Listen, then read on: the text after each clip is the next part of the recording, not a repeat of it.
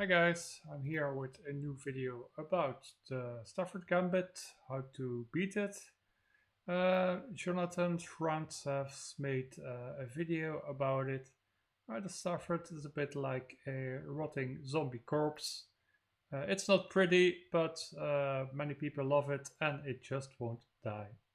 So today, nothing to do about it, but to take a look at how we can beat it.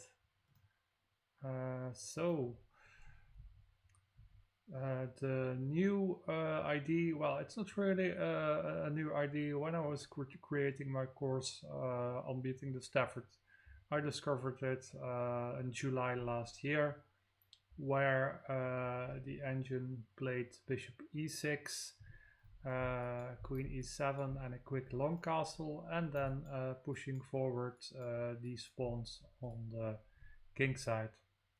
So today I'm going to show you two ways how you can beat it. I imported my annotated PNG into a Lichess study.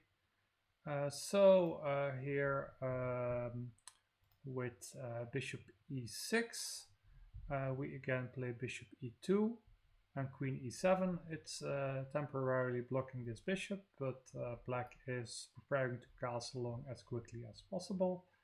And after we play c3, our plan is to tuck the queen away on c2, bring the knight out to b3 via d2, then position the bishop and then castling long. So black castles long, queen c2, getting out of any funny business here. And we would like to castle long as well. So here rook g8 with the idea of g7, g5, maybe supported by this, knight d2.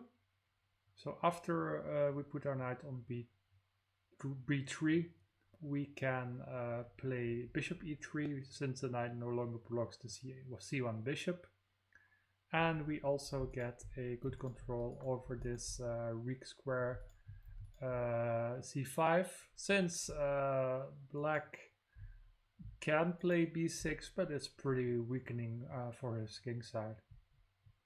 So g5, knight b3, let's say king b8, and here after bishop e3, our queen and our minor pieces are all developed to act as squares, and we have more control over c5.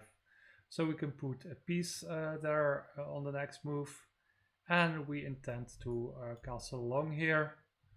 Let's say knight g4, attacking this bishop, then we can play bishop d4. So let's forward to the end. With this structure, we often can use d4 as a pivot for our pieces or as an outpost. And after long castles, you really shouldn't have too many problems. So that's one method. So now let's see the other method. Let's quickly play through the first few moves. So let's say here, like in Jonathan's video, immediately queen e7. Then I was thinking, well, if black plays queen e7, can't we play queen e2? It turns out we can. If black immediately attacks this queen, it's not such a great idea, since after queen e3 we are keeping an eye on this a7 pawn, which is quite annoying for black.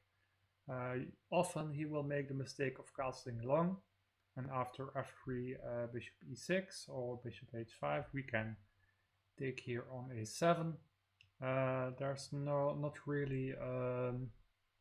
that's not really a risk of getting trapped or anything here.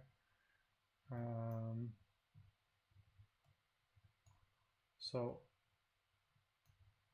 in the worst case, the queen can always come back to a3. can always use this file here to escape.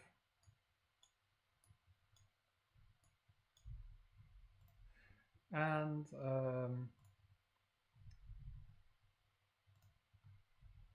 so that was queen e3, that was bishop g4, and if bishop e6, then we have knight c3, and what we want to do is play g3 and see what to put the king. So let's take a look what it looks like. Castle slung. Also notice with queen e2 we already left the d file, so no more pinning nonsense. So g3, h5, and here the key move is h3, intending on h4 to go g4. So h4, g4, with an extremely solid position on the king side.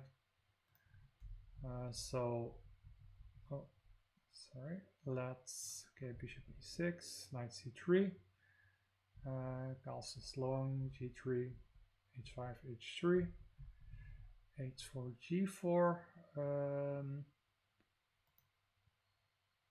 So let's take another rook. So let's say not h4 but knight d7, maybe rerouting the knight or preparing f5. So bishop d2, g6. Here we can switch diagonals. Here we can close everything on the king side, and after let's say king b8, knight d2. We trade. a3 is often a useful move to prevent the queen from coming to b4. It's not the end of the world, but often a3 turns out to be a useful move. And let's say here if bishop g4, then we can play f3, play f4, oppose the bishop, castle long, and this position should be perfectly fine for us. So I'm also running an engine tournament, and so far out of 5 games, so a tournament between Stockfish 15 and Dragon 2.5.1, and out of 5 games, 4 wins for white and 1 draw for black, and I will show you one of the wins by white. So queen e2, bishop e6, g3, h5, h3, so black castles long, fianchettoing the bishop.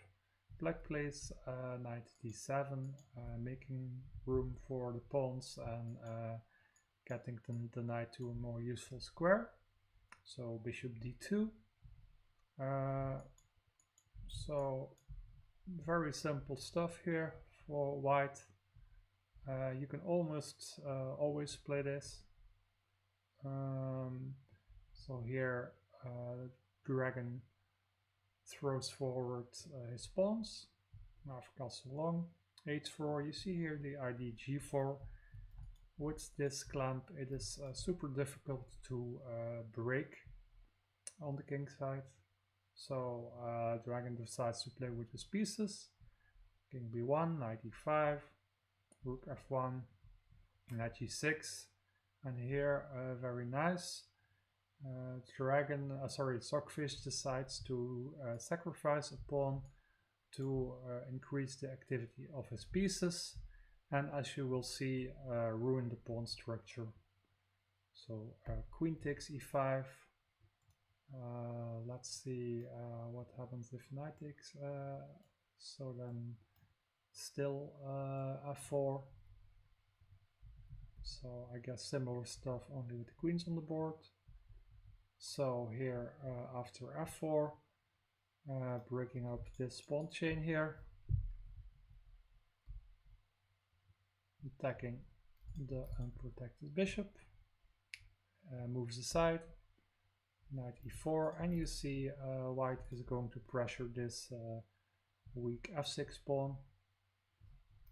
Here comes another attacker, bishop e7, a4, not really sure to be honest what that move is for. Rook f8, rook f5, a6, a5. I'm guessing it's aimed against black pushing forward this pawns on the king side.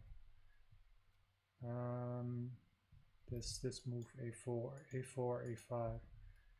So rook h8, b3, slowly improving the position,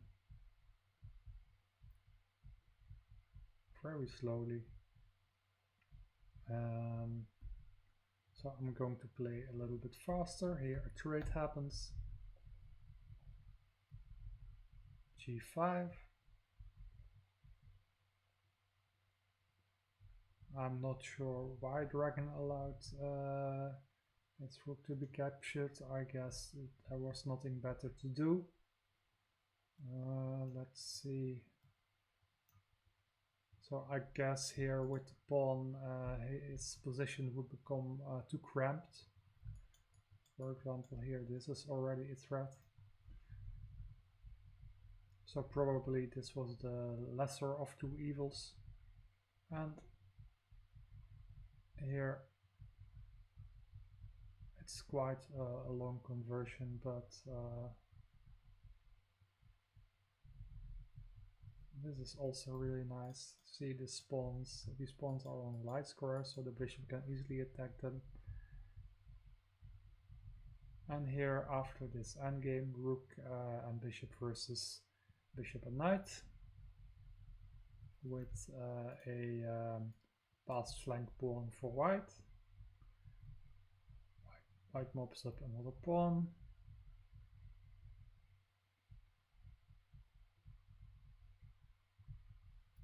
Here he's dominating the knight for the moment.